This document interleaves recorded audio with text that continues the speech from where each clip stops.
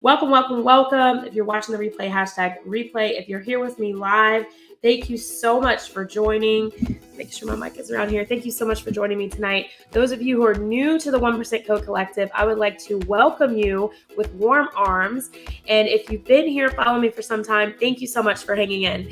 I am Dr. Melva, board certified radiation oncology physician, serial entrepreneur and investor, and I help physicians and other healthcare professionals create multiple streams of income, but we build one well at a time.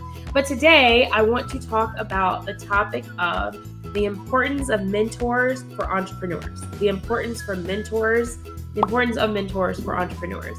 So how many of you, just a show of hands, have mentors in your life that have been a part of your life for some time? Okay, and I will check the comments. I'll also circle back here because I know a lot of people watch it afterwards. I sound really congested. What's going on? And then let me ask you, have you started to find and follow mentors in your entrepreneurial journey? That's the next question. And then I think the next question that we should really think about and discuss here tonight is, are these paid mentorships or are these unpaid mentorships? Okay? Because there's a difference when you put a dollar sign behind it, and there's a difference in expectations, there's a difference in outcomes. So we're going to start with mentors that are probably more so not paid. And these are the people in our circle. So for all of you, I know as many physicians and healthcare professionals, I know you've had mentors in your life. Like, I think even asking you that is probably not the right direction, because I can guess that most of you have had at least that one mentor. But maybe you have come across part of the problems that I know I did when you outgrow your mentor, or you step into a vertical or an income opportunity that's outside of your mentor's expertise. Okay. And I think this is where this discussion really opens up. It's finding the right mentor, the appropriate mentor at the right time. Okay. Because especially as physicians and other healthcare professionals, we have had mentors all of our life, but it doesn't mean we've had the right mentors to switch into that physician entrepreneur or the identity of an entrepreneur while being a career professional. And I say this because when I first kind of really started being open and sharing a lot of my entrepreneurial dreams, those of you who are new, I'm a serial investor. My husband and I are multi-franchise owners, real estate investors, and I've been an entrepreneur my entire life. I was an entrepreneur before I went to medical school. And so my mentors that helped me to become a radiation oncologist, when I went with them with some of the entrepreneurial pursuits, one of them wanted me to do a paper on it and make it academic. And I'm like, no, this isn't academic. This is like making money. This is like the physician, opportunity, income opportunity. It's not academic. I'm not going to make a study out of it. It was a product-based one that I had gone to one of my mentors for. So finding the right mentor, the appropriate mentor, sometimes means that you have different mentors who are in different verticals. Okay, so let's talk about just the basic three things of a mentor. So a mentor can help you see problems and hurdles before they happen, right? So let me give you an example of this. So this isn't specific to a mentor, but in our Subway restaurant, we have a small grease trap.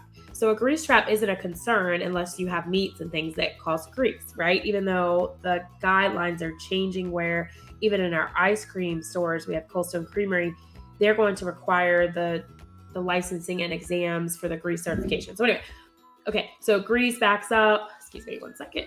Sorry. Okay, sorry. I don't know why I'm congested all of a sudden. So grease backs up and it clogs up the sink. And so the way we know that the grease trap needs to be cleaned by the plumbing company, if you've never done this, is that the sink stops working, right? Mentors help you see problems before they happen. That had to happen 1, maybe 2 times in the last 9 months. And now, as a mentor to our district regional manager, I'm reaching out on things that we can prevent, i.e. scheduling, maintenance, grease trap cleaning. Okay, it's like $245. It is worth every single dollar, because you lose money in profitability. When your sink doesn't work, you can't operate. It's frustrating for the young people working in the store. So many reasons, right? So a mentor helps you see a problem and the hurdles before it happens. So in that relationship, I'm the mentor to the district manager, because I was aware and I could see the problems happening again because I had to fix them last time, right?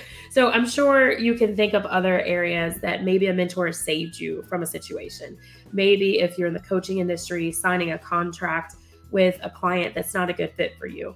Maybe you would have had a mentor that's evaluated your real estate deals and can say, hey, I know this is really exciting and there's some emotion involved, but these numbers don't work, right? So mentors bring wisdom and guidance to the table as long as you have a mentor that is in the right field. Okay. Is this helping? Let me know in the comments. If you're watching #replay, let me know your takeaways. And number 2, having a mentor, you have access to constructive criticism and a well-rounded, typically unbiased viewpoint. Now, that can be debatable. It depends on the type of mentor you have. So my mentees, I'm unbiased by some means in some verticals, but when it comes to something that I've done a million times, I have some bias, right?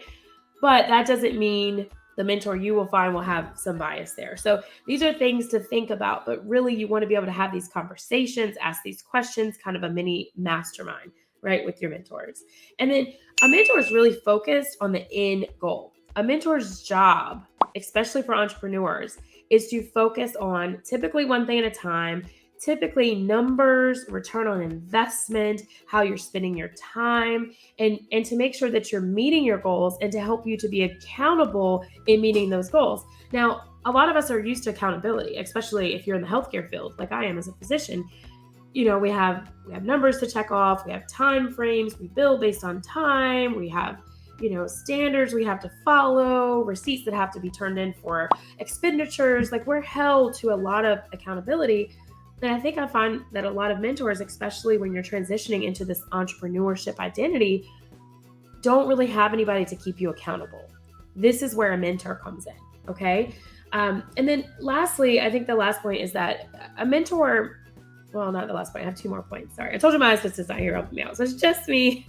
So let me know if this is helpful, and it's hitting home for you. So a mentor can really point you in the right direction to get it going, to get it started, because it can be overwhelming, right? As an entrepreneur with so many different channels, so many different courses, so many different ways of making money, and really matching your desires and your goals with what's possible can be difficult, but bringing in a mentor who has helped other entrepreneurs to have success in what makes sense for them is really, really a good idea, okay? And the last one is that your mentor, if this is the right mentor, they're looking at opportunities for you to win, okay? #WIN. And by doing that, they believe in you. And I honestly think this is one of the most important steps that you can have, and that's that belief. Because what you'll find is that a lot of you may not have belief in yourself. It comes from the belief that someone else is pouring into you until your belief in yourself and your abilities is strong enough to no longer just need someone else to believe in you. Okay, does that make sense? And I think typically when I find people that are stuck or entrepreneurs that haven't gotten results, it's because either they don't believe the program that they bought or the method, or more likely they don't believe that they can do it. They don't believe that it's for them. That's where a mentor comes in, because they're going to pour into you and help you until you make that transformation. Does that make sense? Is that helpful? Let me know in the comments.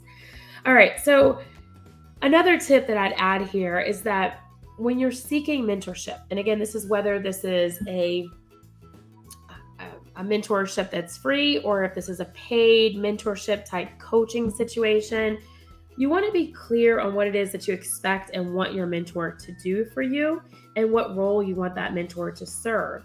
Are you looking for networking opportunities and collaborations? Do you need other connections to help you along the way? For example, do you need to be connected with a copywriter for your sales page? Do you need to be partner with a marketing agency or a business strategist to have a lead generation strategy for your business?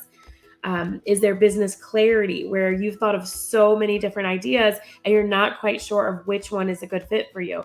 You want to be clear, because if you don't start with what, the end in mind, with what you want to accomplish, it's not going to be as beneficial for both you and your mentor.